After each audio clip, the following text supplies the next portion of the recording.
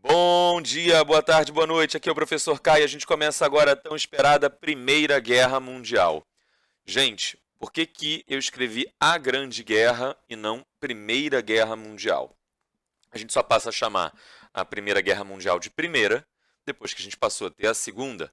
Por quê? Porque no momento em que a Primeira estava acontecendo, eles não tinham a menor ideia de que haveria outra e de que eles precisariam numerar uma para diferenciar da outra. Para eles, essa era só a Grande Guerra. A Grande Guerra justamente porque foi a maior guerra já ocorrida até então, até aquele momento. Embora hoje, né, a gente tenha cálculos mais precisos e saiba que a Segunda Guerra Mundial foi muito mais mortal, foi muito mais letal que a primeira. Na época em que a Primeira Guerra Mundial estava acontecendo, ninguém tinha a menor ideia, a menor consciência de que poderia haver um conflito ainda maior do que esse. Uma outra forma de chamar esse conflito, que vem lá do período, tá? Lá da época da Primeira Guerra, essa guerra era chamada de a guerra para acabar com todas as guerras. Hoje a gente pensa até que isso é ingênuo, né? Mas lá naquele momento havia essa crença, essa vontade de acreditar que finalmente a humanidade superaria todas as guerras. Né? Acreditava-se naquele contexto de Belle Époque, a gente vai entrar melhor em Belle Époque, a influência da Belle Époque nesse conflito daqui a pouco, mas acreditava-se naquele momento que a humanidade estava próxima de superar todos os seus problemas, doenças, crises, enfim, que havia apenas algumas pequenas arestas a serem aparadas, alguns pequenos entraves, antagonismos a serem resolvidos. Essa guerra resolveria esses antagonismos e depois disso a humanidade poderia caminhar unida, de mãos dadas, em direção a um futuro brilhante, feliz, próspero e sem mais conflitos. Tá? Mal sabiam eles que quando a guerra começa, que esse conflito ia escancarar as grandes contradições, as grandes imperfeições desse modelo social, econômico e político, e inclusive cultural, que eles vinham desenvolvendo até então. Tá? Então, vamos deixar de delongas e vamos entrar de fato nisso aí.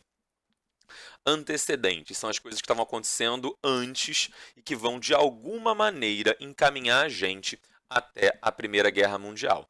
A Belle Époque, a qual eu me referi com mais detalhes na aula sobre Segunda Revolução Industrial, tá? Nas videoaulas de Segunda Revolução Industrial eu falo melhor qual é o conceito de Belle Époque, qual época isso abrange, tá? Não vou ficar me repetindo. A unificação alemã, que é uma das unificações tardias e que vai levar à Guerra Franco-Prussiana. Daqui a pouco eu explico um pouquinho melhor qual é o papel da Guerra Franco-Prussiana e da unificação alemã na formação das condições que vão levar até a Primeira Guerra Mundial. O fortalecimento de um sentimento nacionalista, tá? E conflitos decorrentes do imperialismo, e é pelo imperialismo que a gente começa. Tá? Existe uma posição muito tradicional, muito consolidada no estudo historiográfico que busca como a raiz, a grande, a principal motivação de todo esse conflito disputas imperialistas. Tá? Há historiadores, há pensadores, inclusive, que denominam a Primeira Guerra Mundial como uma guerra imperialista. Havia uma influência do imperialismo para desenvolvimento, né, para o desenrolar desses fatos que vai levar à Primeira Guerra Mundial? Sem sombra de dúvida. Você pode falar que o imperialismo é causa da Primeira Guerra Mundial sem ter o menor medo de errar. Tá? Agora, dizer que a Primeira Guerra Mundial era só um conflito imperialista talvez seja um pouco limitador, talvez seja um pouco reducionista. Você está desprezando com isso diversos outros aspectos que são fundamentais, que são muito relevantes. Tá? Mas você pode sim dizer que o imperialismo vai ser uma das causas que vai levar à Primeira Guerra Mundial. Tá? Você vai encontrar aí uma série de questões, de posições em bancas de concurso, de vestibular, que tomam o imperialismo como a principal causa. Ninguém vai dizer que é a única, mas muita gente vai te dizer aí que é a principal causa. Então, você pode colocar isso em mente que te ajuda a resolver aí um bocado de questão, beleza? Tá, mas como o imperialismo provoca a Primeira Guerra Mundial? Tá? É, Itália e Alemanha são dois países que vão ter processos de unificação tardias em relação a outros países da Europa. Tá? Portugal, por exemplo, é um dos países mais antigos da Europa, Espanha também, França e Inglaterra, esses países todos estão se formando no final da Idade Média, início da Idade Moderna. Tá? Estou falando aí de 1300 e alguma coisa, 1400, 1500 e alguma coisa, tá? Nesse intervalo de tempo, nesse lapso de tempo, você vai ver a formação dessas nações. Um pouco mais recentes vão ser países como, por exemplo, a Bélgica. A Bélgica é um país já mais recente. Não estou nem colocando nesse bojo aí os países do continente americano, tá? Estou falando de países europeus só. A Bélgica já é um país aí bem mais recente. A Suíça é um país já um pouco mais recente também do que França, Itália, perdão, França, Inglaterra, Espanha, Portugal, sem dúvida, tá? Holanda, mas alguns dos países mais novos da Europa Ocidental, se a gente estiver focando em Europa Ocidental, porque na Europa Oriental as fronteiras têm mudado muito, né?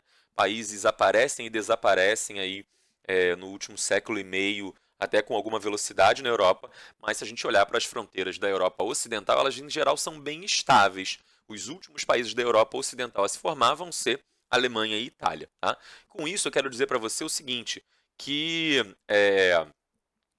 Inglaterra e França, países muito antigos, eles iniciaram o processo de conquista, de expansão imperialista, de partilha da África muito cedo. Tá?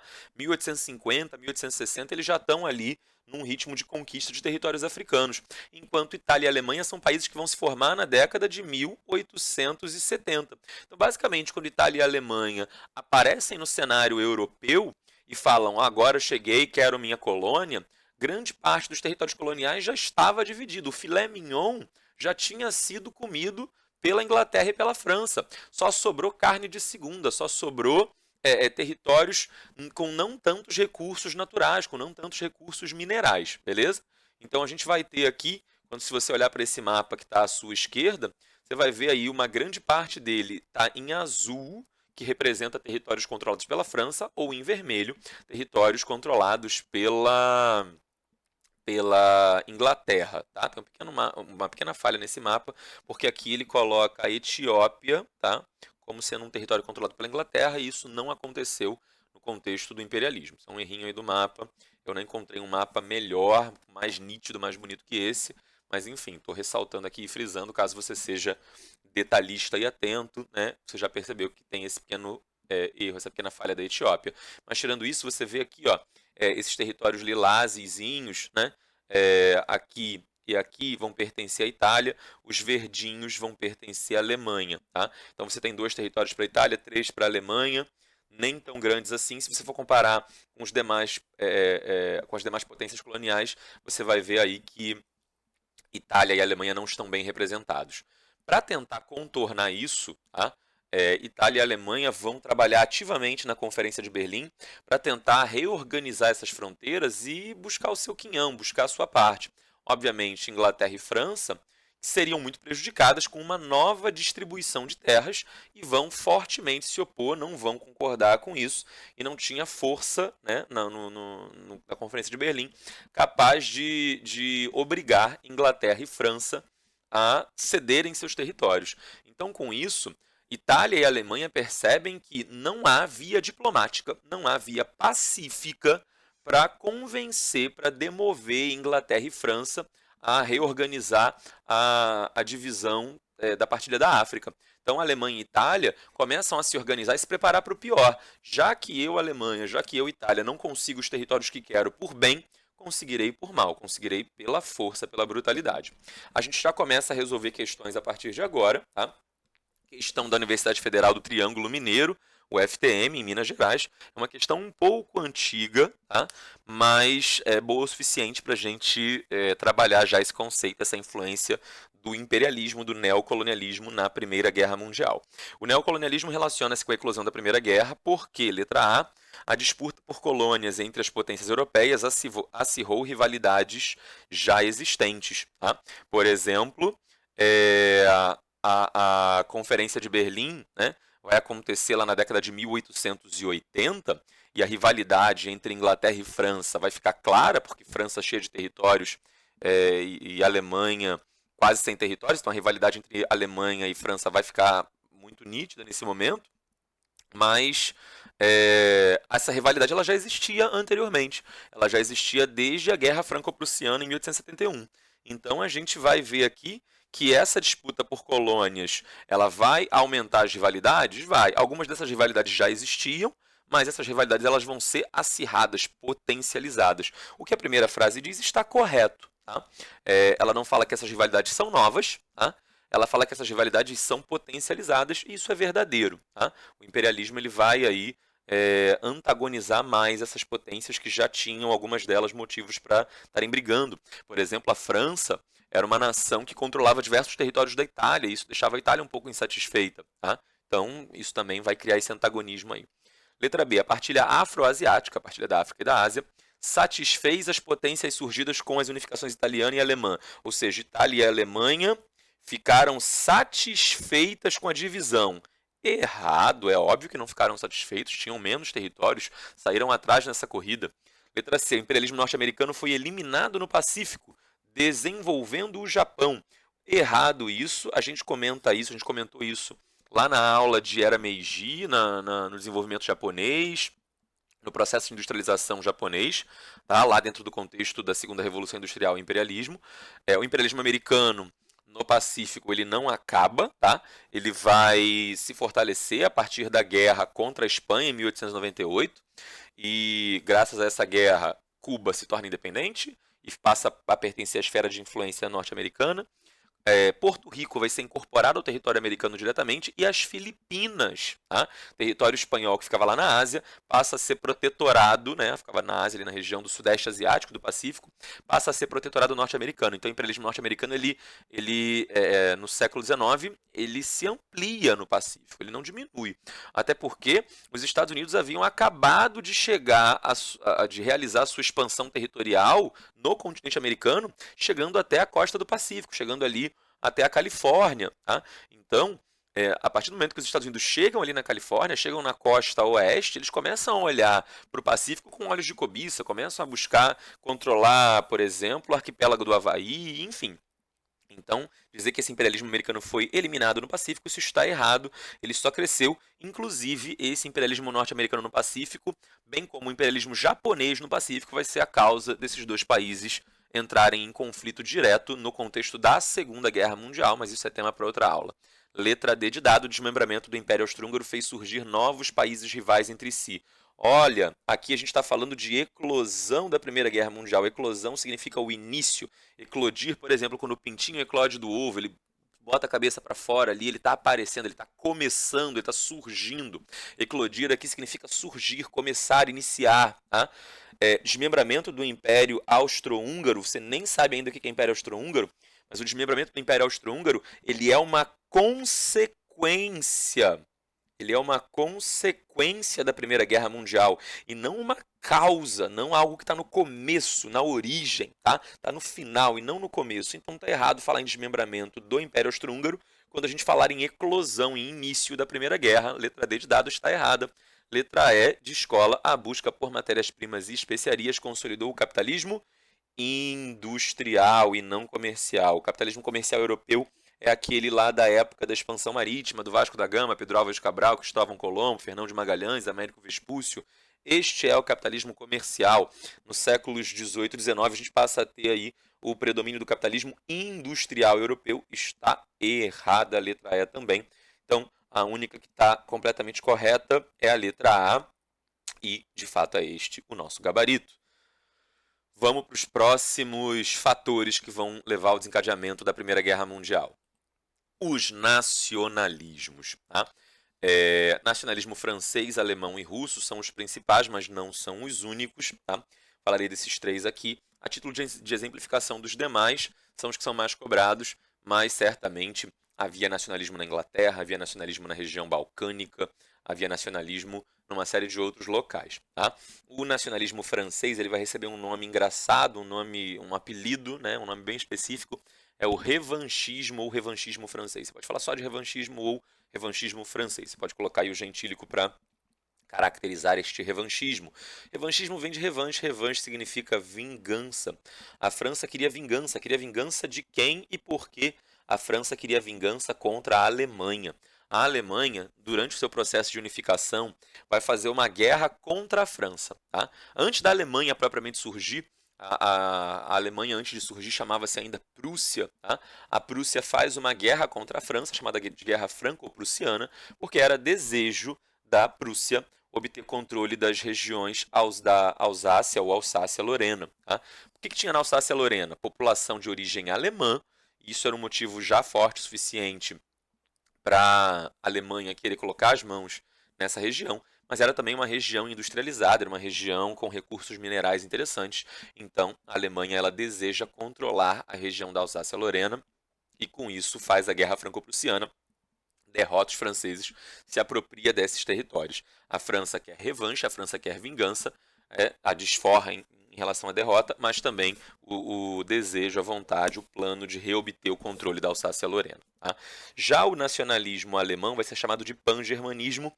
Em grego, pan significa tudo, todos, tá? E germânico, né? Você sabe aí que o nome da Alemanha em inglês é Germany, né?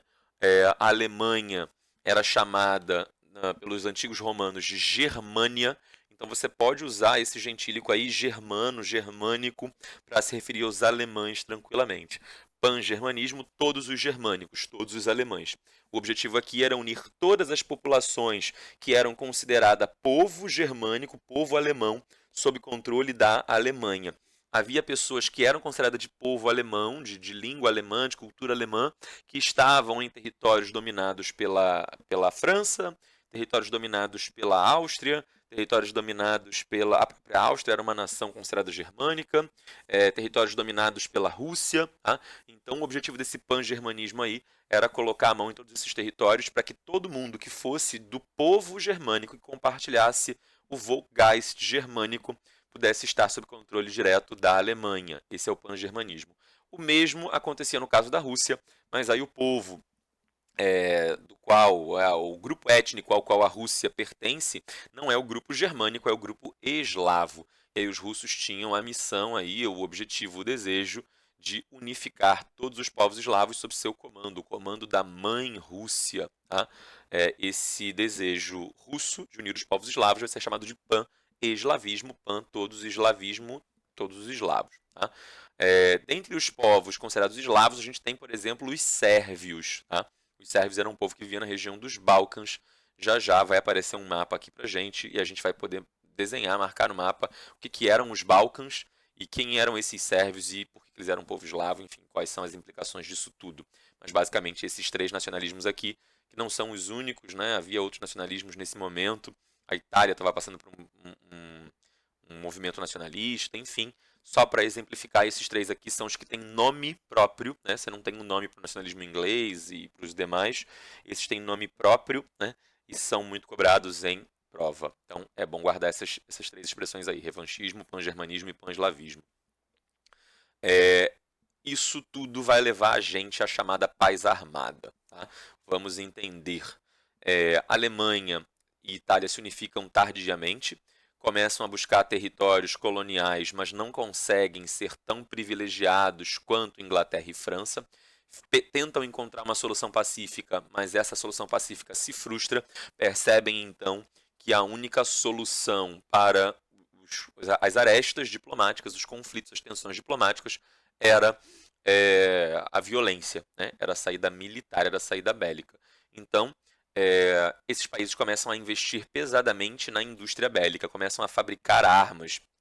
Isso vai levar a o que alguns historiadores chamam de corrida armamentista. A gente tem aqui uma corrida armamentista, que não é uma corrida armamentista de mesma natureza que a da Guerra Fria, mas enfim, de todo modo, é um investimento pesado na indústria bélica, é uma preparação para um possível conflito que estaria por vir. Vai ser desenvolvido nesse momento também um alistamento militar obrigatório, a conscrição. Você começar a colocar a população civil, né, população que não é militar de profissão. Todo jovem lá, quando completa 18 anos, vai ter que passar aí para o alistamento militar e servir, fazer o serviço militar obrigatório. Isso era uma maneira já de, mesmo que a guerra não estourasse naquele momento, aquele jovem ele já teria recebido treinamento militar e se futuramente, né, dos 18 aos 19 anos, ele presta serviço militar, mas se a guerra estourar quando esse jovem tiver 25, ele ainda lembra, né? Ele teve aquele serviço militar, aquele treinamento, então ele vai saber se portar, e isso encurta o tempo de preparação de tropas. Então a noção de alistamento militar obrigatório que vai surgir nesse momento, né? A ideia de que todo mundo tem que ajudar a servir protegendo a pátria e recebendo esse treinamento militar, ela tem essa origem aqui porque era uma preparação aí para a Primeira Guerra Mundial. Tá? A consciência do potencial destrutivo dos arsenais europeus era o próprio motivo pelo qual evitava-se deflagrar uma guerra. Então, a gente está falando do seguinte, imagina você enfrentando um bully. Tá? O bully, ele é muito forte, ele vai te agredir, sei lá o quê, vai te dar um empurrão, roubar o dinheiro do seu lanche, vai enfiar sua cabeça na privada, te trancar no armário, que nem filme americano, tá? Mas imagina que você tenha uma arma qualquer, você, sei lá, foi para aula de MMA, você treinou karatê, você virou Karate Kid, e aí você consegue agora enfrentar o bully, tá? O bully não vai mais se meter contigo. Mas você também não vai se meter a tirar onda com o bully porque ele é forte, porque, sei lá, ele tá carregando um soco inglês na mochila, não sei. Enfim, então, você respeita a força daquele adversário, aquele adversário respeita a sua força, e é exatamente isso que faz com que vocês não se ataquem. Se vocês se atacarem, os dois vão se machucar bastante, tá? Um porque é um bully forte que anda com um soco inglês, e o outro porque tem um treinamento lá de artes marciais. Enfim, a ideia aqui é, como a Alemanha e a Itália começam a desenvolver armamentos, começam a investir na indústria bélica, a França descobre, percebe, havia espionagem nessa época, tá? A espionagem não é só do filme 007, já existia espionagem aqui nesse momento. A espionagem ela não é só da Guerra Fria, por exemplo, né? A gente já tem espionagem no século XIX, e aí a França descobre que a Alemanha está investindo em armamento. O que a França faz? Pensa em investir em armamentos mais pesados ainda. A Inglaterra também descobre e investe nos seus próprios armamentos. E aí a Alemanha, que tem espiões na França, descobre que os franceses estão se armando. Então está todo mundo se armando e está todo mundo sabendo que está todo mundo armado. Justamente por isso, todo mundo aqui estava consciente do potencial destrutivo dessas armas, e aí todo mundo tinha um certo temor de iniciar o conflito. Então estava todo mundo tão preparado para o conflito que todo mundo ficava com medo de entrar em conflito. A ideia aqui é que essa corrida armamentista, cada nação tentava desenvolver armamentos-chave primeiro. Só que ninguém tinha uma vantagem bélica tão nítida. Estava todo mundo mais ou menos no mesmo estágio, no mesmo patamar. E eles estavam lá, cada um, né, correndo e buscando. Se alguém desenvolvesse uma vantagem bélica muito nítida, esse alguém começava a guerra. Só que ninguém desenvolvia essa vantagem bélica muito nítida, então todo mundo evitava entrar em conflito.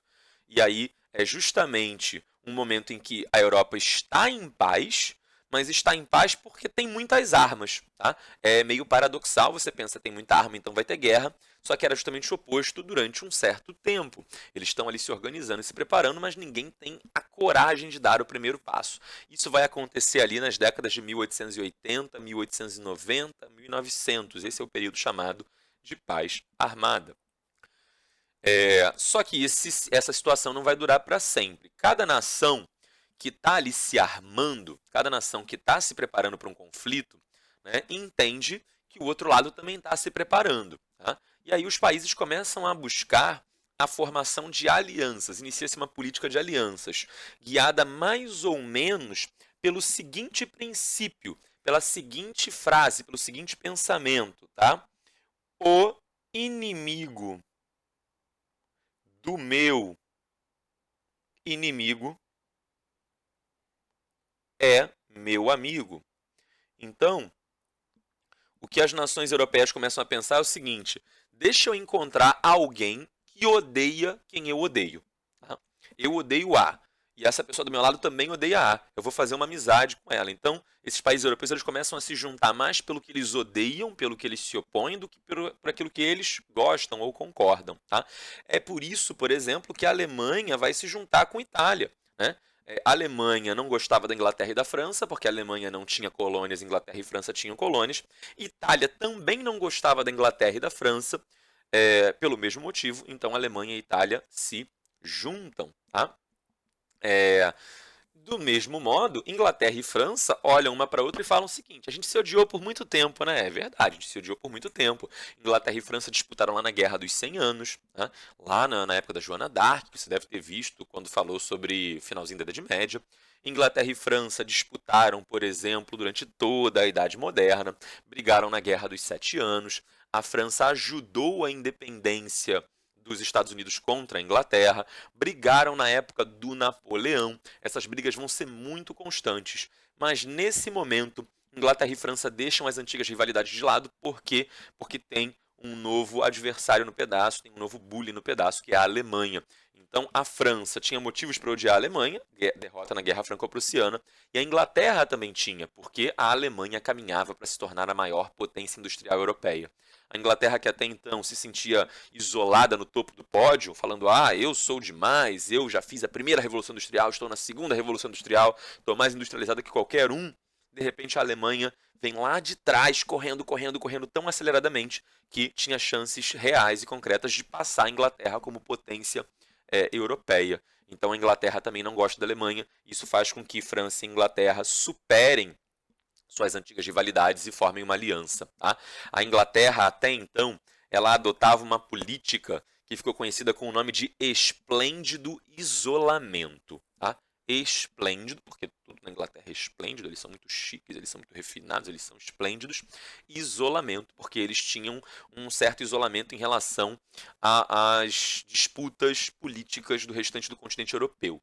Eles meio que falavam assim: eu não preciso me preocupar muito em controlar nada na Europa, porque eu controlo colônias na América, na Ásia, na África, na Oceania. Eu tenho um planeta inteiro para governar, então os assuntos, as picuinhas, as pequenas disputinhas europeias aqui não são da minha conta, não estou nem aí para elas. Nesse momento, a Inglaterra percebe que não dava mais para manter essa política de esplêndido isolamento, se alia com a França, e essa aliança vai ser chamada de entente cordial. Entente cordial. Entente significa aliança, junção. Tá? Então você tem de um lado a aliança Alemanha e Itália, do outro você tem Inglaterra e França na entente cordial. Tá? Só que Áustria-Hungria, tá?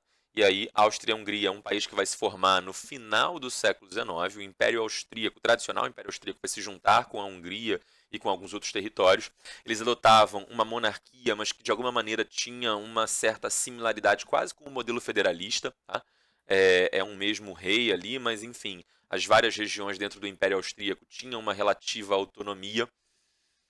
O Império Austro-Húngaro, ele tinha uma população germânica de origem alemã muito importante, tinha pretensões de expansão, de conquista territorial, enfim, de mostrar o seu poder ali na Europa Central, e com isso a Áustria-Hungria tinha motivos para brigar, para se opor com a Rússia. Tá?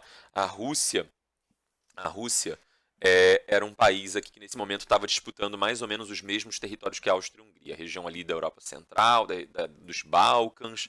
Tá? Então eles tinham alguns motivos ali para se opor.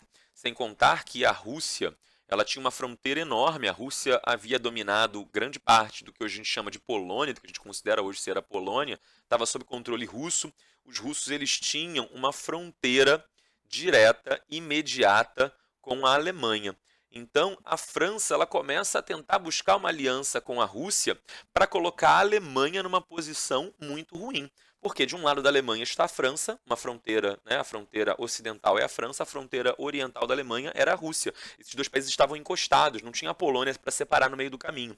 A ideia da França é que se ela conseguisse chamar a Rússia, né, para vir junto, para colar ali no seu bonde, no seu grupo, ela conseguiria cercar a Alemanha por dois lados, colocando a Alemanha numa posição diplomática muito difícil. Então a França, ela começa a chamar a Rússia para se juntar e iniciar uma disputa contra a Alemanha, né? E a Alemanha começa a buscar uma aproximação com a Áustria-Hungria, porque a Áustria-Hungria já tinha uma rivalidade ali com a Rússia. Então isso vai levando a essa formação de alianças, e a gente passa a ter de um lado a Alemanha, a Áustria-Hungria e Itália, com a chamada Tríplice Aliança. Do outro lado, a entente cordial da Inglaterra e da França vai, com a junção da Rússia, se transformar na chamada Tríplice Entente. Tá? Eu não estou falando de vários detalhes, de várias minúcias da diplomacia e da política europeia no século XIX, porque a gente tomaria aqui nisso um tempo que dava para fazer uma aula inteira só disso, tá? Para você ter uma noção, o imperador da Alemanha, da Rússia e o rei da Inglaterra eram primos. Os três eram parentes, tá? Eles eram netos da chamada Rainha Vitória, aquela lá que deu nome à Era Vitoriana. Então, para você ter essa consciência e essa noção de que havia uma série de questões diplomáticas, familiares e disputas entre esses países, né, que, obviamente, não dá para a gente detalhar cada detalhe, cada questãozinha, mas existem questões aí mais profundas, né? Eu estou tentando simplificar para te mostrar que, de um lado, havia um bloco de interesse, que era a Alemanha, Áustria-Hungria e Itália, e do outro, um outro bloco de interesse, que era a Inglaterra, França e Rússia. Tá? Acontece o seguinte. Dentro da Tríplice Aliança havia motivo para ter um racha, para ter uma cisão. Por quê?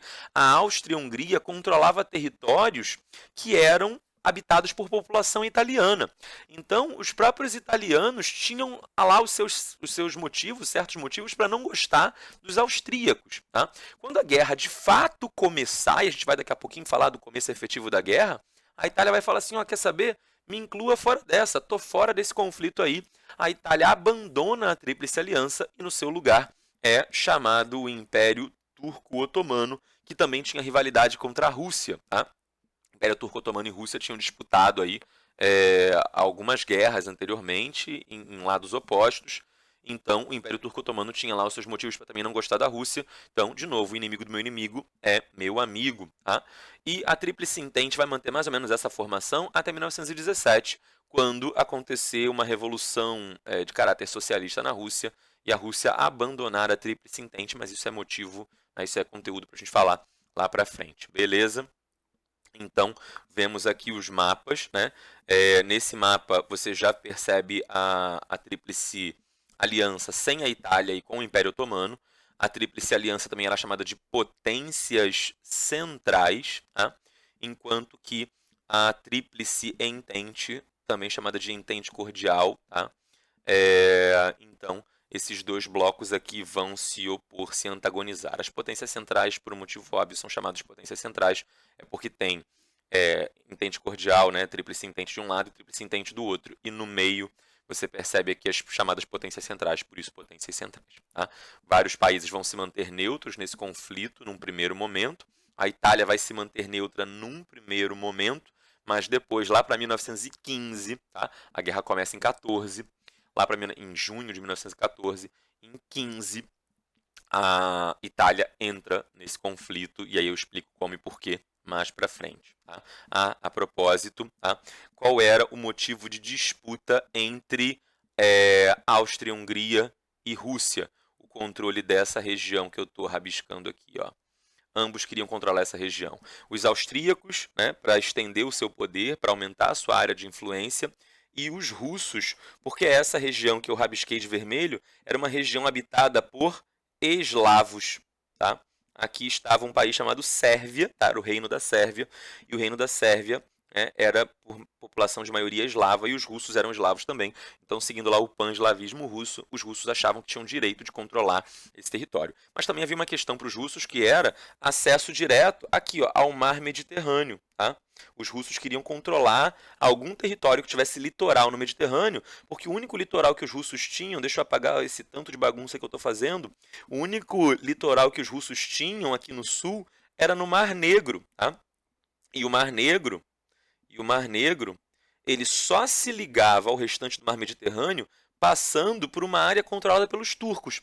Os turcos e russos tinham oposição, então o que os russos pensavam era o seguinte: nós não podemos depender da boa vontade dos turcos de deixar os nossos navios passarem aqui, por essa região controlada por eles. Tá? Aqui você tem região de mar. Tá? Então, se os turcos quisessem, eles poderiam fazer um bloqueio naval e não deixar os navios russos passarem. Isso dificultava muito o acesso dos russos ao mar Mediterrâneo. No entanto, se os russos controlassem todo este território aqui, eles teriam um acesso direto aqui ao litoral do Mediterrâneo. Então havia também esse interesse geopolítico aí, militar e estratégico russo de controlar uma região que lhe desse acesso ali, que lhes desse acesso ao mar Mediterrâneo. E isso vai fazer com que os russos queiram muito controlar a região balcânica, mesmo a região que também já era disputada ali pelos austríacos. Vamos fazer mais uma questão da PUC-Rio, questão de 2014, o período que se estende do final da Guerra Franco-Prussiana, 1871, até a eclosão da Primeira Guerra, é marcado pela paz armada e pela política de alianças e da diplomacia secreta entre potências do sistema internacional. Ah, diplomacia secreta, isso é uma coisa que é muito relevante para a gente no final, tá, da Primeira Guerra Mundial, mas deixa eu já falar sobre isso aqui agora. Várias dessas alianças que esses países formam entre si eram alianças secretas, tá? Os países que estavam aliados uns com os outros, eles sabiam, né, quem eram seus aliados, mas os adversários não sabiam. Então era muito difícil para um bloco mensurar, descobrir, ter a real certeza do tamanho do inimigo. Muitas vezes o seu bloco falava assim, vamos disputar contra esse país aqui porque ele é pequenininho, ele é fraquinho, a gente vence fácil. Só que aquele país pequenininho e fraquinho estava aliado com países grandes e fortes. Isso então criava enormes conflitos no que os países achavam que seria uma guerra pequena. Tá? Então era muito difícil para esses países dimensionarem o tamanho desses blocos, e isso muitas vezes os colocava em situações inesperadas de guerra, e isso é uma das coisas que vai contribuir também para a Primeira Guerra Mundial. Nesse contexto, a chamada Entente Cordiale, né, ou Entente Cordial, que aqui está em francês, Entente Cordiale, é a Entente Cordial, de 1904 pode ser vista como parcialmente resultante de uma iniciativa unilateral da diplomacia estadunidense. A diplomacia estadunidense não tinha absolutamente nada a ver com a política europeia. Inclusive, os Estados Unidos eles só entram na Primeira Guerra Mundial em 1917. Tá? Até lá, os Estados Unidos eles não entraram. Né? O meu 9 ficou horroroso, gente. Até 1917, os Estados Unidos não entraram na Primeira Guerra Mundial porque diziam os americanos que isso era uma questão europeia, que não era da sua conta. Tá? Os Estados Unidos também, assim como a Inglaterra, mantinham uma política de isolamento em relação às questões diplomáticas de outros países.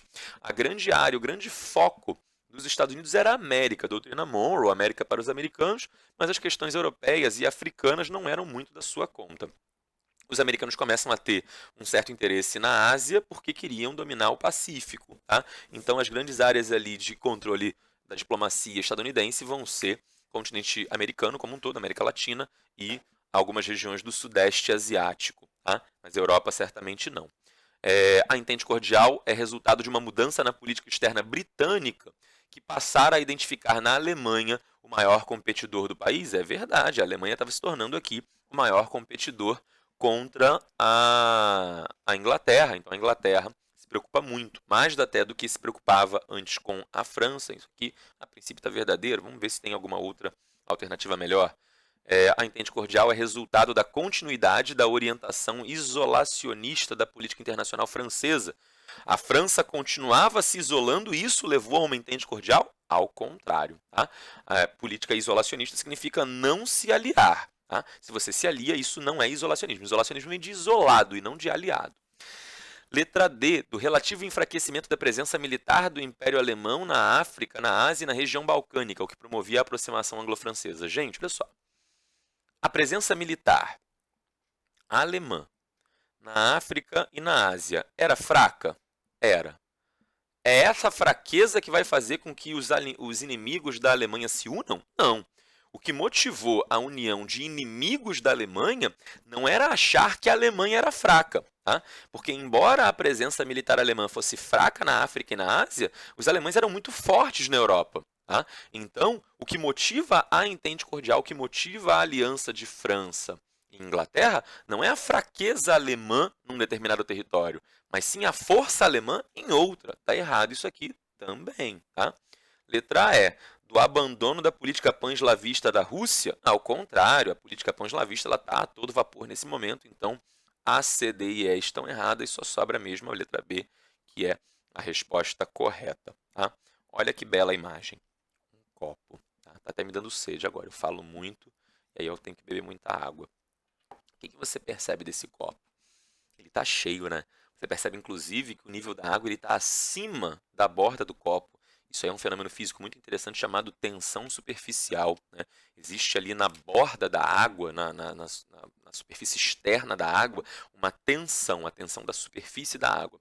que faz com que essa água queira se manter unida. As moléculas da água, elas querem se manter unidas, né? Olha só, a aula interdisciplinar misturou com física.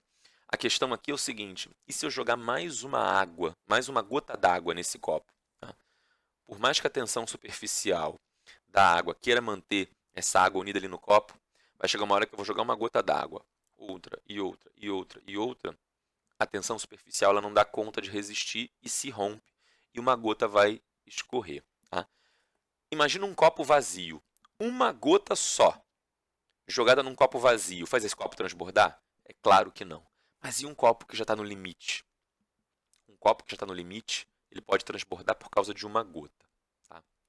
Se você come fast food hoje, você vai ter um problema do coração? Você vai infartar? É claro que não.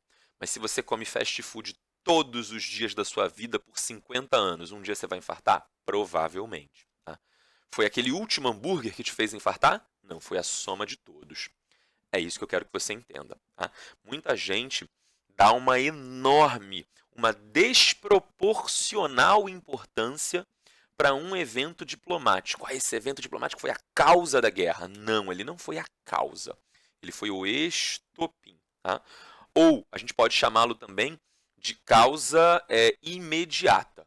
Existem causas profundas e uma causa superficial, tá? Uma causa imediata.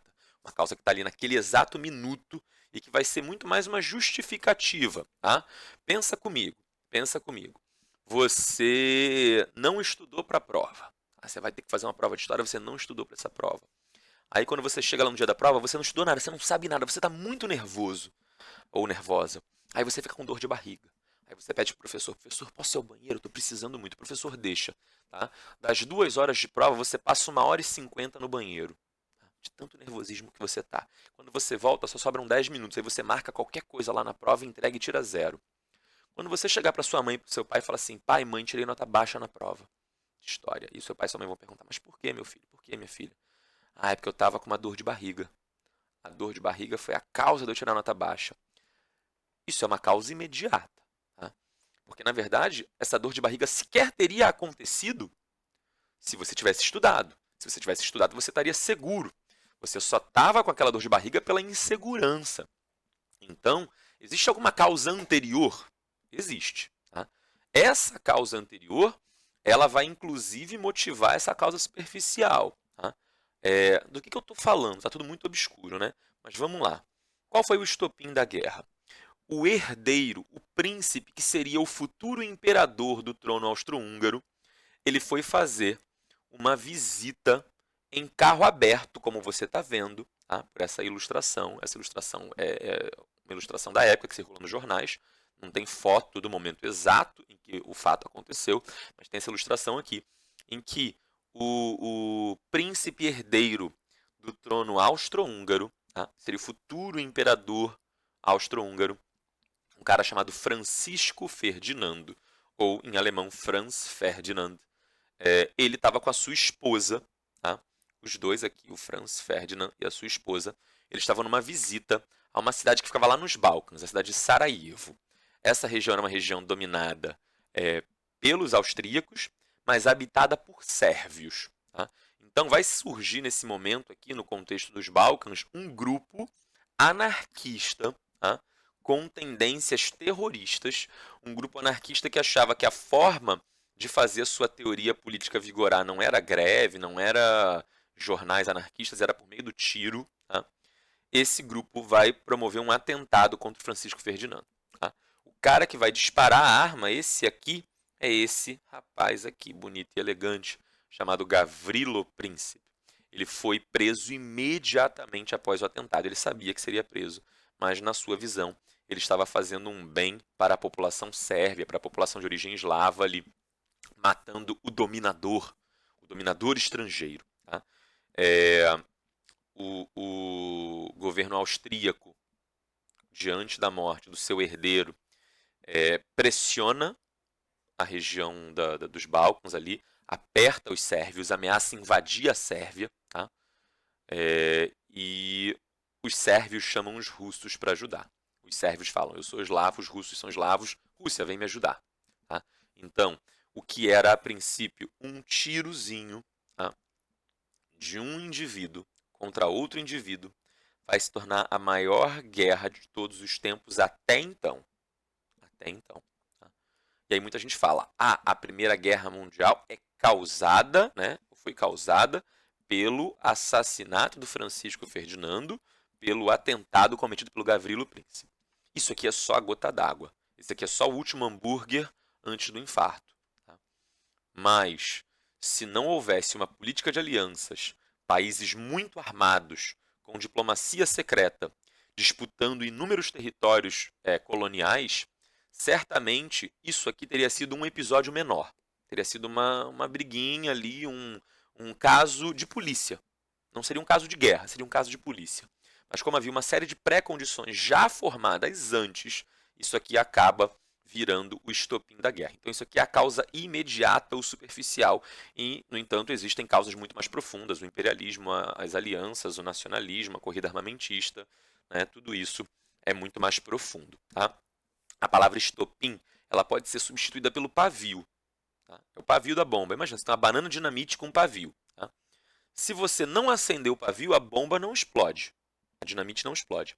Mas imagina que você arrancou o pavio da dinamite. Tá? Estão separados, a dinamite e o pavio. Aí você acende só o pavio. Vai ter explosão? Não. Você acendeu ali, queimou um barbante. Tá? Mas isso não vai fazer com que a dinamite exploda. Tá? A Primeira Guerra Mundial ela só explode porque, embora alguém tenha acendido o estopim, o pavio, e esse alguém é o Gavrilo Principe, havia um enorme barril de pólvora, uma enorme montanha de dinamite acumulada ao longo de toda a paz armada pelas potências europeias. Isso faz sentido para você? Espero que sim. Então, em junho de 1914 vai acontecer esse assassinato. Tá? A Áustria aperta, pressiona a Sérvia chama a Rússia, a Áustria declara guerra contra a Rússia declara guerra contra a Áustria, a Alemanha declara guerra contra a Rússia para ajudar a Áustria, a Inglaterra e a França declaram guerra contra a Alemanha para ajudar a Rússia declara guerra contra a Alemanha, a Áustria declara guerra contra a França e a Inglaterra, todo mundo declara guerra contra todo mundo, menos a Itália. A Itália ela fica de fora nesse momento e fala, olha só, eu estava na Tríplice Aliança, mas a Tríplice Aliança era uma aliança defensiva, era para defesa mútua. Então eu só tenho obrigação de ajudar a Áustria, de ajudar a Alemanha, se eles tiverem sido atacados, mas não é o que aconteceu. Eles foram os atacantes. Então eu, Itália, não tenho obrigação de entrar nesse conflito. Aí a Itália se mantém neutra. Tá? Aí as potências centrais, a Alemanha e o Império Austro-Húngaro, chamam a Turquia, né, o Império Turco-Otomano, e falam assim, olha só, a sua chance de tirar desforra em cima da Rússia, tá? Das guerras que você perdeu contra a Rússia. Por sua vez, as nações europeias elas começam todas a se organizar, a convocar tropas, a mobilizar soldados, a se preparar. E quando a gente chegar em agosto, tá todo mundo já em guerra. Tá todo mundo declarando guerra contra todo mundo. Ainda não atiraram um tiro sequer, não tem conflito direto ainda, mas o estado de beligerância, as declarações diplomáticas de guerra, um país mandar uma cartinha para outro e falar assim, tô em guerra com você, eu também tô em guerra com você. E aí o diplomata de um país vai embora do outro, as tropas são chamadas e mobilizadas para a fronteira. Isso tudo já está acontecendo em agosto de 1914. Agosto. O que eles diziam nesse primeiro momento? Estaremos de volta, a guerra vai estar terminada antes do Natal. Eles achavam que seria uma guerra muitíssimo curta, de pouquíssimos meses, justamente porque a gente está falando de países que estão com arsenais muito poderosos. Então, acreditava-se nesse momento, nesse primeiro momento, que a existência desses poderosos arsenais seria um fator determinante, preponderante, para provocar um desfecho rápido da guerra. Vai matar todo mundo que tiver que matar, vai morrer todo mundo que tiver que morrer e pronto, acabou. Pouquíssimas batalhas e pronto, está resolvido o problema. Tá? Mal sabiam eles o que estava por vir. Gente, estou com 49 minutos de aula, vou encerrando por aqui. Se tiver dúvida, manda suas dúvidas aqui embaixo. Vou tentar responder da melhor forma possível. Se quiser, pode mandar pela plataforma também. Respondo da melhor forma possível. Tá? Espero que tenha sido uma uma aula clara, né, que a gente tenha feito claramente as distinções aí entre essas causas profundas e a causa imediata, né? Muita gente dá faz uma superestimação ali do assassinato do Francisco Ferdinando, que certamente contribuiu, mas que não foi sozinho causa preponderante, né? Foi muito mais um estopim, uma gota d'água que transborda o copo. Tá? Então, se você tiver desta primeira aula de Primeira Guerra Mundial percebido e entendido essa distinção, já é um excelente começo. Tá? Por hoje é só, fiquem bem e não esqueçam de lavar as mãos.